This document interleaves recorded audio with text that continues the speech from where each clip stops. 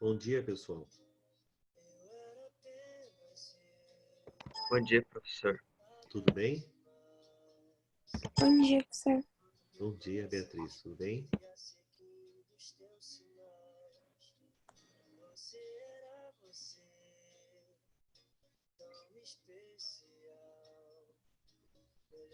Sorriso de criança, esperando o presente de Natal. Que era amor quando te achei em mim e me perdi em você.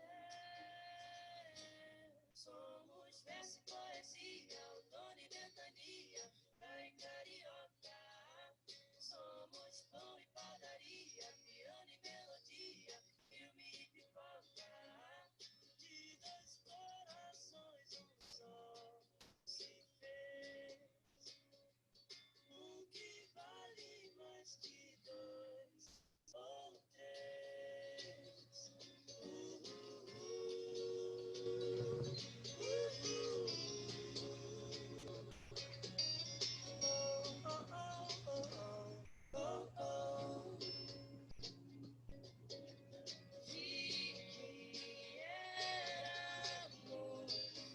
Te achei em mim e me perdi em você.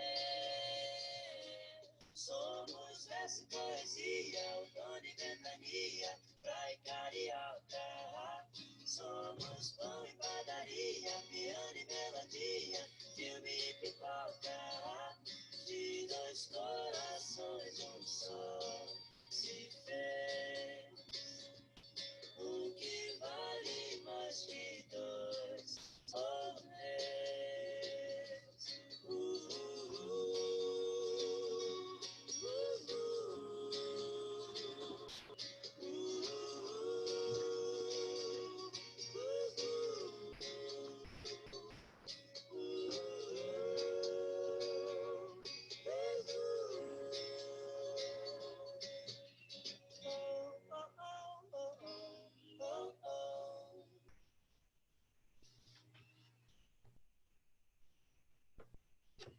Eu não quero dizer tudo que sinto por você, pois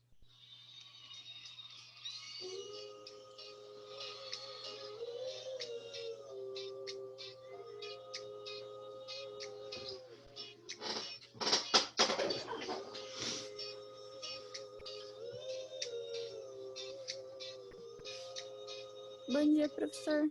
Bom dia, Miriam. Tudo bem? Tudo e com você? Tudo bem, graças a Deus. Bom.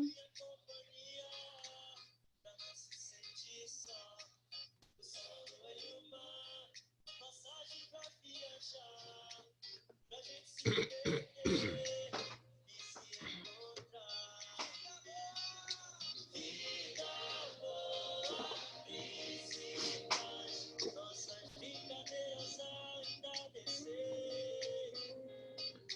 Que amor é bom demais. Meu melhor lugar sempre é você.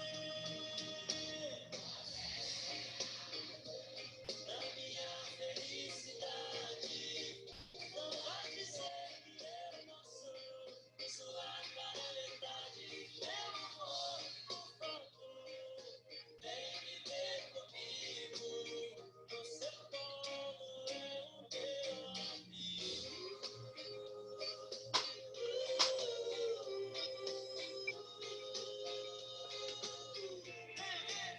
Quero presentear com flores e manjar, pedir um paraíso pra gente se encostar, uma viola tocar, melodias pra gente dançar, a bênção das estrelas, a luz iluminar. Vida boa, principal, quando horários ao anoitecer. Miracle é bom demais. Olhar pro céu, sorrir e agradecer. Vamos agradecer. Você é a razão da minha felicidade. Não vou dizer que eu não sou sua cara metade. Meu amor, por favor, vem viver comigo. Seu colo é o meu abrigo.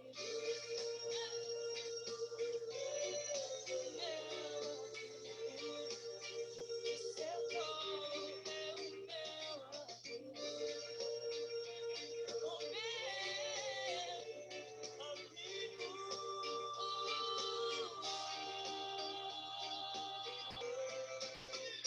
Você é a razão da minha felicidade. Não vai dizer que eu não sou sua cara metade. Meu amor, por favor, vem viver comigo. O seu colo é o meu abrigo. Meu abrigo. O seu colo é o meu abrigo.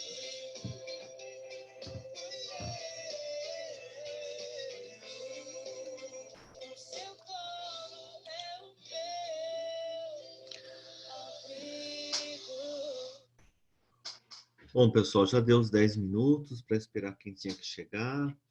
Eu já fui fazendo a chamada. Depois, antes de terminar essa aula, eu verifico quem é que estava presente, quem é que está ausente, tá?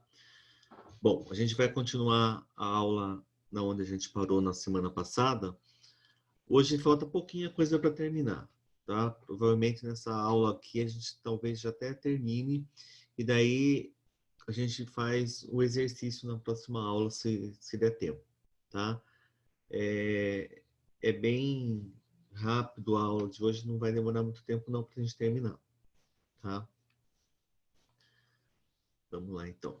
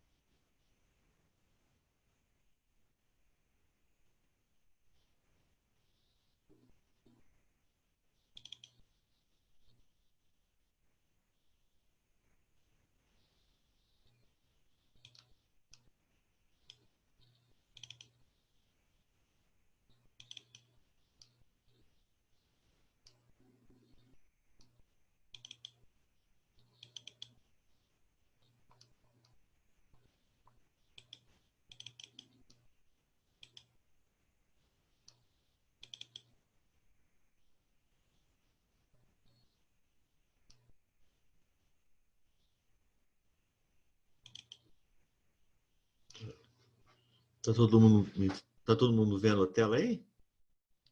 Sim. Sim? Sim.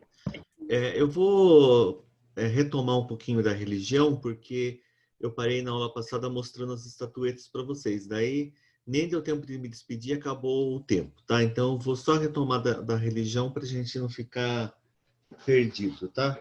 Para quem gosta de acompanhar a apostila, tá lá na página 34, tá? Então, gente, ó, religião humana, religião romana, religião romana é uma religião da família, né? Eles eram bastante familiares com relação à religião, né? Um culto familiar.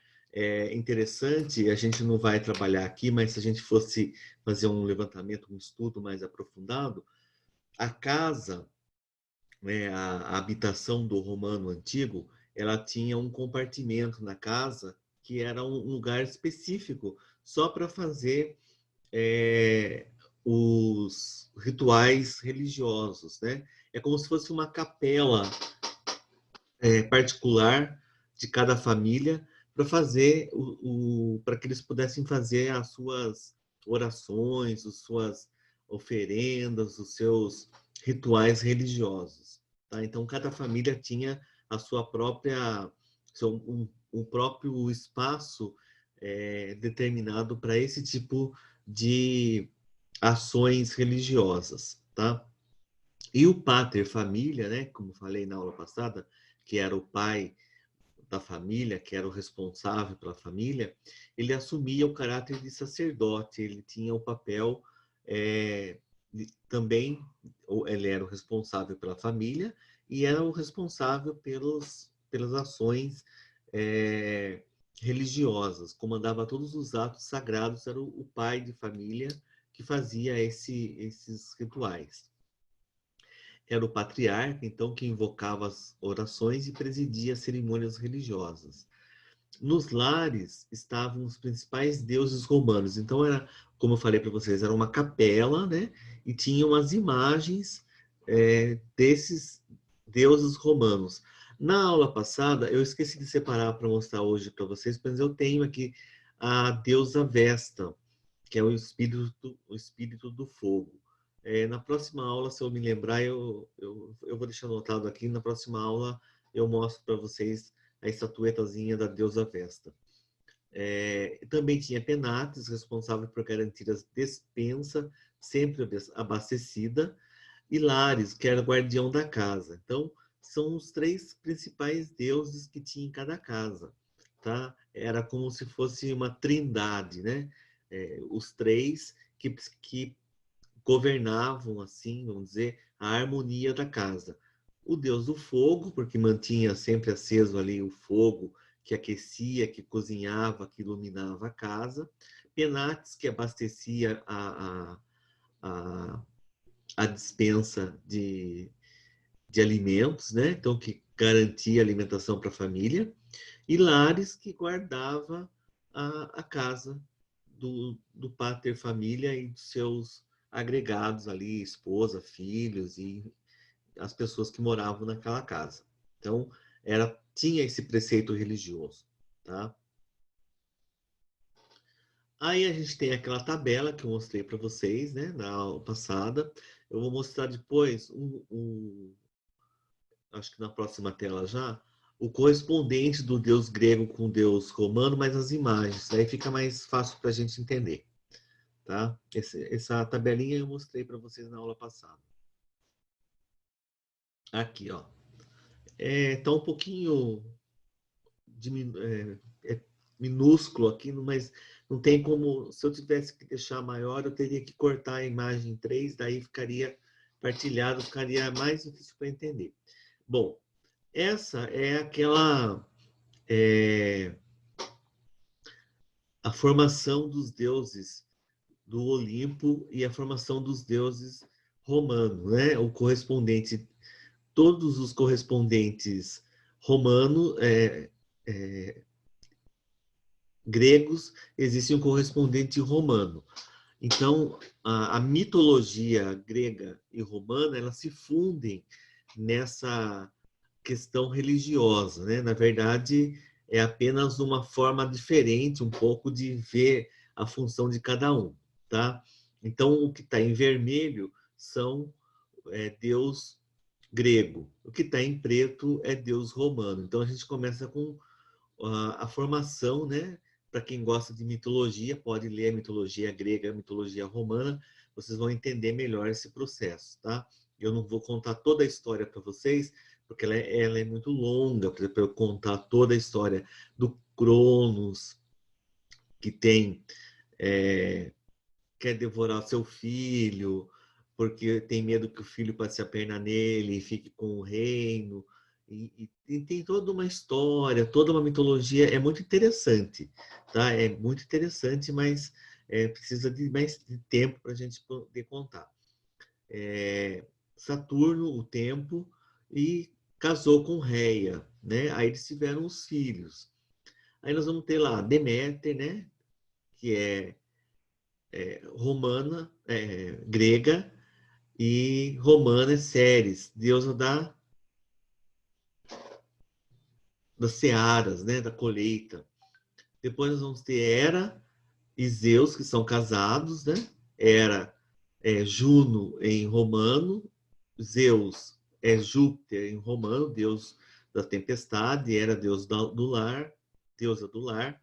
Aí nós temos Poseidon, que é o Netuno em romano, deus dos mares, Hades, que é o Plutão, deus dos infernos, né?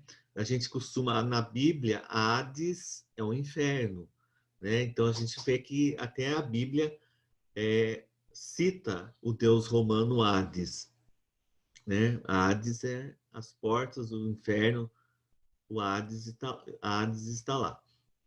Depois nós vamos encontrar ali, ainda do casamento da Hera com Zeus, nós vamos ter Hefesto, Hefesto, ou Vulcano, deus das forjas, né? Deus que é o que trabalha na formação, na forja, que é a preparação de ferraduras, de metalurgia, né? Ares, deus da guerra, que é Marte. Depois nós vamos ter do outro lado ali Apolo, deus das artes, Artemis, deus, ou Diana, deus da caça. Lá do outro lado a gente tem Afrodite, deusa da beleza, ou Vênus, né, deusa da beleza do amor. E embaixo nós temos lá Hermes, ou Mercúrio, deus do comércio. Atena, Minerva, deusa da inteligência, ou deusa da sabedoria, né? E o Dionísio, ou Baco, deus do vinho, né? Então, são esses os correspondentes. São os mesmos com nomes trocados, diferentes, e as funções são as mesmas também, tá? Não muda nada, as funções são as mesmas. Só, às vezes, a nomenclatura é que diferencia um pouquinho, tá? Quem gosta de mitologia grega e romana vai se divertir bastante. Tem muita publicação sobre isso, tem muita coisa interessante na internet, nos livros, tem muitos vídeos sobre a mitologia. A psicologia trabalha bastante com a mitologia greco-romana, é bastante interessante, tá? A psicopedagogia trabalha bastante também com a mitologia greco-romana, para quem gosta, é um prato cheio aí, tá? Depois, se alguém quiser alguma dica, só falar comigo que eu indico algumas coisas para vocês estudarem. Aqui a gente tem um afresco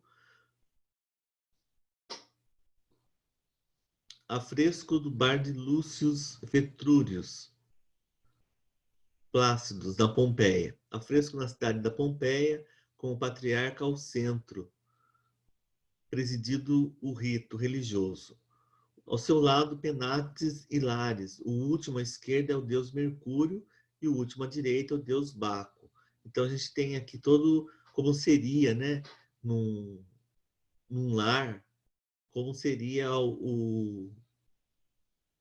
esses afrescos, essa representação dos deuses numa casa, né?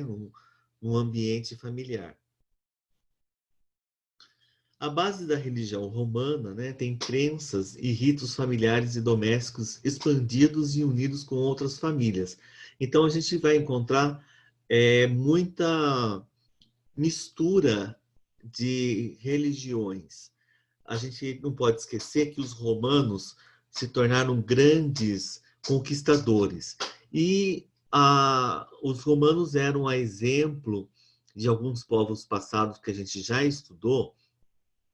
Eles eram bastante tolerantes com os povos conquistados. Então, eles conquistavam alguns povos e, à medida que eles conquistavam esses povos, eles permitiam que a religião desses povos conquistados, a religião, a língua, os costumes, continuassem sendo praticados.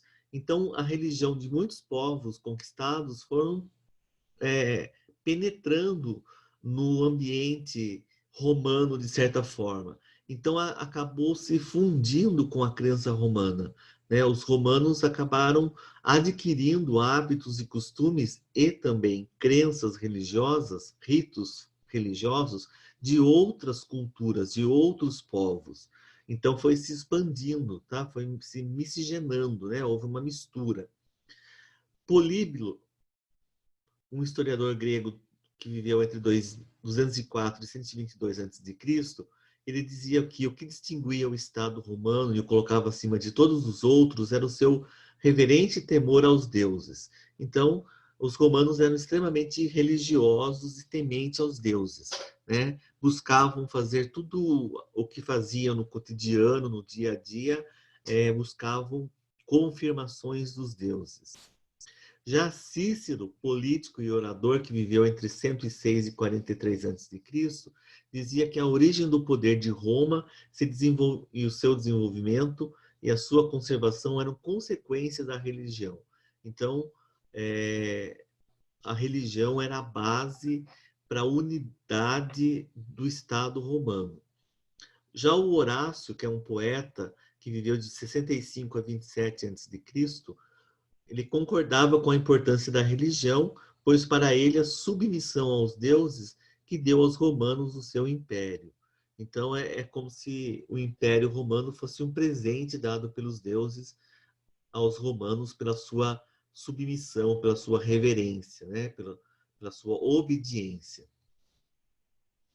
As conquistas territoriais e políticas, né? Então os romanos tinham contato com outros povos e religiões, aquilo que eu acabei de falar. Então havia toda essa preocupação em preservar a cultura do outro, preservar a cultura dos povos conquistados, e essa tolerância acabou trazendo para as cercanias romanas também a tendência a influenciar a própria religião romana. Então, ela não é pura, 100% pura, mesmo porque não existe nada 100% puro, né? Só na cabeça de algumas pessoas que acham que a sua religião ou a sua cultura é 100% melhor que a outra. Não existe isso. Todas as culturas têm influência de outro, né? Nada nasce totalmente puro assim. Então, os romanos eram tolerantes com outros costumes religiosos de povos conquistados e incorporavam parte deles às suas crenças e ritos religiosos. Latinizaram deuses gregos, que é aquilo que a gente viu naquele organograma, né? Eles pegaram os deuses que eram gregos e passaram para o latim, para o romano, né? Alguns deuses permaneceram com o mesmo nome, né? É o caso do Apolo, é o caso de Atena. Atena não, Atena tem Minerva e Atena, mas Apolo continua com o mesmo nome. A religião romana, ela era politeísta, né? Então acreditava em vários deuses, e antropomórfica. Diferente, a gente estudou os egípcios, por exemplo. Qual que era a característica dos deuses egípcios? Vamos perguntar para o Matheus, que gosta bastante de história. Matheus. Zoomórficas. Isso. Por que, Matheus? Pareciam animais. Isso. Muito bem, Matheus. Então, a diferença é que os romanos eram antropomórficos. Os deuses só tinham características humanas, né? Antropo, de homem, né? Homem no sentido homem, mulher, ser humano, e mórfico, forma, né? Forma humana. Praticavam oferendas e sacrifícios aos deuses. Esses sacrifícios não eram necessariamente sacrifícios humanos, tá? Sacrifícios de animais, oferendas, né? Como oferendas. Os rituais tinham grande importância aos romanos, faziam parte do cotidiano, né? Tinham calendários específicos para os rituais. A relação entre a religião e o Estado. Atos do governo passavam por rituais religiosos. Então, assim, para se tomar uma decisão política, até mesmo de uma decisão de guerra, era feito um ritual religioso para se confirmar ou não a ação, a incursão daquele ato, aquela ação romana confirmado pela religião. Acreditava que só podiam executar um projeto se fosse de agrado dos deuses. E o contrário também era verdadeiro. Se eles fizessem alguma coisa que não tinha, na visão deles, aprovação dos deuses, muito provavelmente aquilo não teria sucesso, ou então a derrota, o insucesso era um castigo ou uma desaprovação dos deuses, né? Então eles eram muito apegados com essa questão da religião. Buscavam sinais e revelações, e isso está descrito, né, desde o início da civilização romana, quando a gente começa a estudar lá a relação do Rômulo e Remo para discutir entre eles aonde seria a cidade, a nova cidade a ser construída, que seria Roma. Eles vão buscar uma confirmação dos deuses para descobrir aonde seria o lugar que seria a fundação da cidade, né? Então, os sinais e as revelações estão presentes entre os romanos desde a sua fundação, desde o início da sua civilização.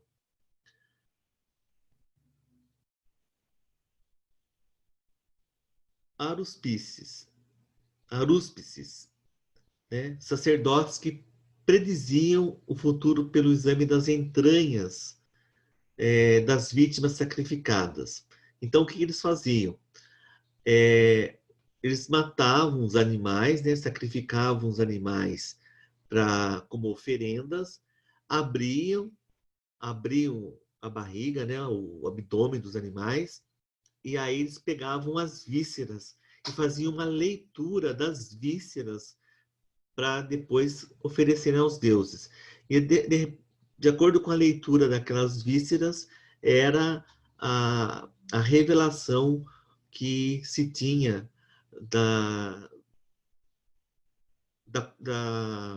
daquilo que eles foram consultar aos deuses. Então havia esse sacerdote, que eram os arúspices, que faziam essas leituras, né? Isso até pouco tempo atrás, ou até hoje, existem muitas famílias em determinadas religiões, em determinados povoados brasileiros ainda, que ainda praticam isso, né? É uma crendice popular ainda no Brasil e em vários países do mundo, mais simples, que praticam esse tipo de religião, de ato, né? De ritual, que é de fazer a leitura através... Opa, fechei aqui. Através da leitura das entranhas, né? Das vísceras dos animais, tá? Tem gente que faz isso para tentar descobrir qual é o sexo do bebê que vai nascer, casamento, enfim. É uma crendice popular, né? Faz parte da crendice popular e faz parte do imaginário popular, e a gente respeita como cultura, né? Aí vai da crença de cada um, tá? Aqui é a título de informação histórica. Mas ainda existe no Brasil e em várias partes do mundo gente que pratica esse tipo de ato. E os romanos já praticavam isso com muita ênfase. Não apenas os políticos demandavam consulta aos deuses. Toda a vida romana estava intimamente ligada a essas entidades e delas dependiam sua sorte. Então a vida dos romanos era baseada nessas atitudes, nesses rituais. Outra forma de buscar o parecer divino era através do voo dos pássaros. Eles observavam muito a forma como os pássaros voavam. Tudo isso para eles podia ser um presságio. Era tão comum entre os romanos que, segundo a lenda, foi assim que Rômulo decidiu fundar a cidade no topo do Monte Palatino. Então, observando o voo dos pássaros, ele observou aonde seria, né, os deuses seriam apontados para ele, aonde é que ele deveria fundar a cidade de Roma, no Monte Palatino, né, indicou o Monte Palatino e aonde seria a fundação da cidade romana. Para compreender os sinais das aves, os romanos dependiam dos augures, sacerdotes que adivinhavam o futuro inferindo do voo e do canto das aves dos desígnios dos deuses.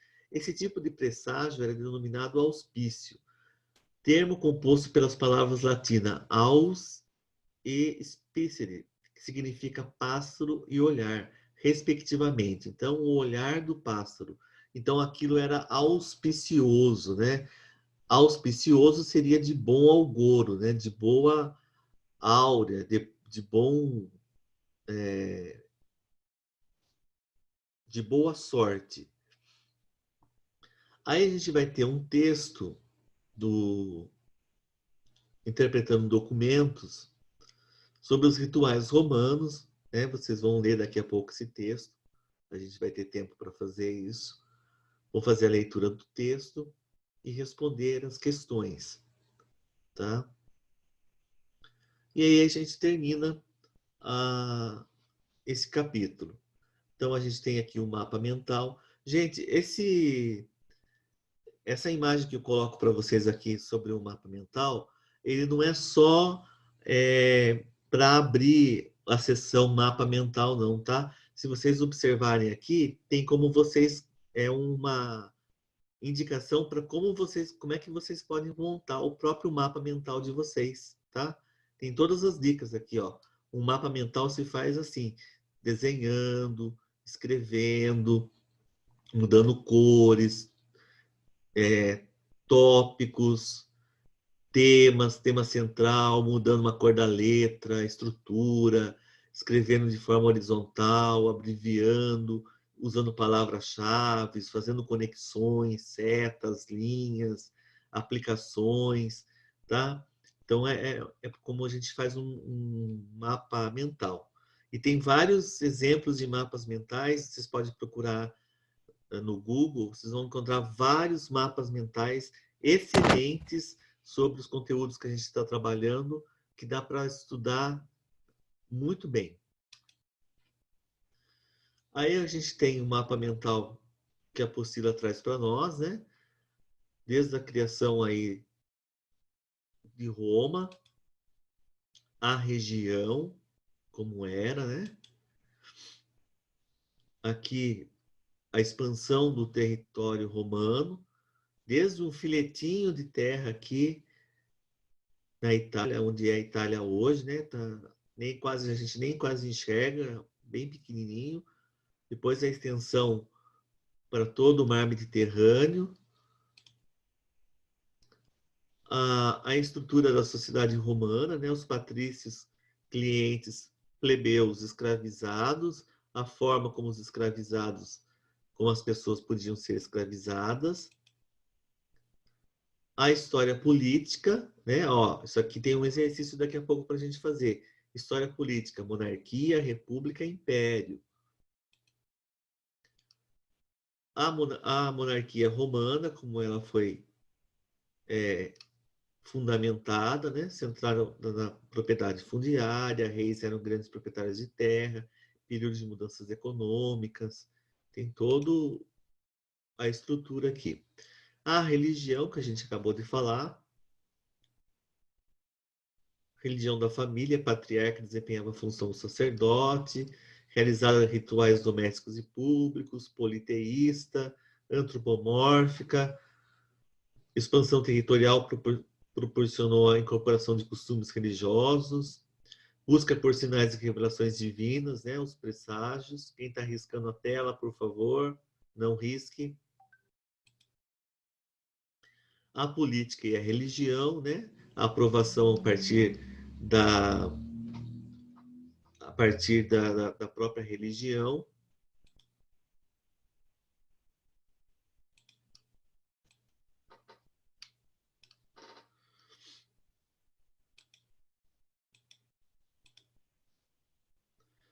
E daí a gente tem os exercícios, né? Da apostila, página 36, que a gente vai fazer hoje, agora na próxima aula, depois do intervalinho.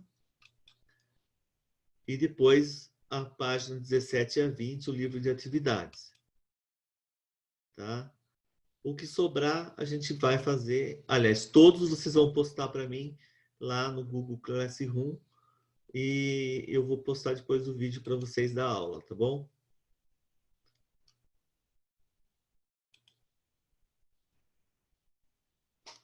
Certo, pessoal? Certo, professor. Vamos abrir a Certo. câmera por um minutinho para eu fazer a chamada aqui, enquanto dá uns minutos para a gente... Todo mundo abrindo a câmera, rapidinho, 2 segundos para terminar a aula. Eu tô sem, professor. Tudo bem, Bia.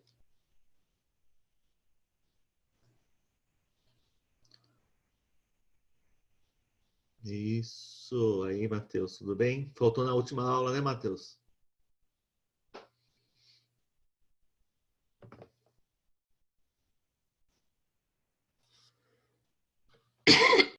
Desculpa.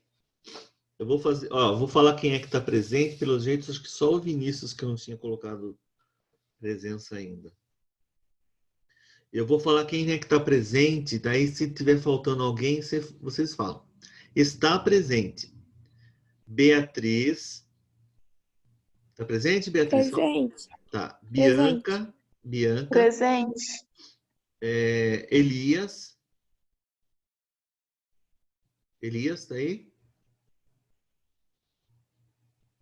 Tá aí, estou vendo aí. Tô sim. Tô Tô aqui sim. Tá.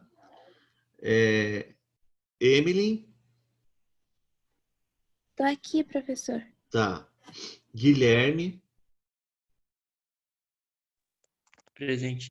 Tá bom, Guilherme. Jennifer. Presente. João Vitor. Presente. Ok. Laura.